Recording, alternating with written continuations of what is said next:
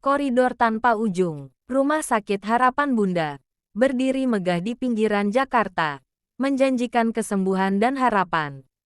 Namun, bagi sebagian orang, rumah sakit ini justru menjadi gerbang menuju mimpi buruk tak berujung.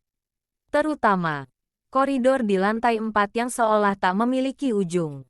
Sarah, seorang dokter muda yang baru saja ditempatkan di sana, mendengar bisikan tentang koridor itu. Kisah-kisah tentang pasien yang menghilang, perawat yang gila, dan suara-suara aneh yang menghantui malam. Awalnya, ia skeptis, menganggap itu hanya bualan para senior yang bosan. Namun, malam itu, Sarah harus bertugas sendirian di lantai 4. Suasana sunyi mencekam, hanya ditemani suara detak jantung dari monitor dan langkah kakinya sendiri. Saat melewati koridor panjang itu, ia merasakan hawa dingin yang menusuk tulang. Lampu-lampu berkedip aneh, menciptakan bayangan yang menari-nari di dinding. Tiba-tiba, Sarah mendengar suara bisikan lirih memanggil namanya. Ia menoleh, tetapi tidak ada siapapun. Suara itu semakin jelas, semakin dekat, seolah berbisik tepat di telinganya. Sarah merinding ketakutan, mempercepat langkahnya. Di ujung koridor, ia melihat seorang wanita berdiri membelakanginya. Wanita itu mengenakan gaun putih lusuh dan rambutnya terurai panjang menutupi wajahnya. Sarah mencoba menyapa, tetapi wanita itu tidak bergerak.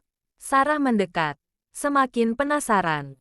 Saat ia hampir menyentuh bahu wanita itu tiba-tiba berbalik. Wajahnya pucat pasi, matanya kosong, dan mulutnya menganga lebar, mengeluarkan suara jeritan yang memekakkan telinga. Sarah menjerit dan mundur ketakutan.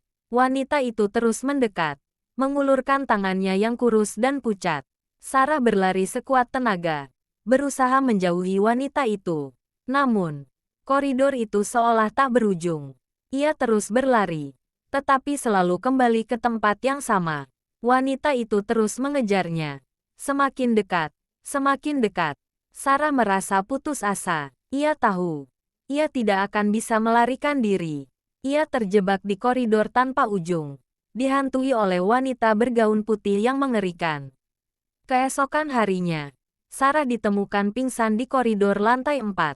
Ia dibawa ke rumah sakit jiwa dan didiagnosis mengalami gangguan mental. Tidak ada yang percaya dengan cerita Sarah. Mereka menganggap itu hanya halusinasi akibat kelelahan dan tekanan kerja. Namun, bagi Sarah, koridor itu tetap menjadi mimpi buruk yang menghantuinya setiap malam. Ia tahu, ia tidak akan pernah bisa melupakan pengalaman mengerikan itu.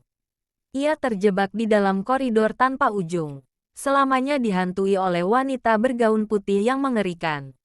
Rumah Sakit Harapan Bunda, yang seharusnya menjadi tempat kesembuhan, justru menjadi penjara abadi bagi jiwanya.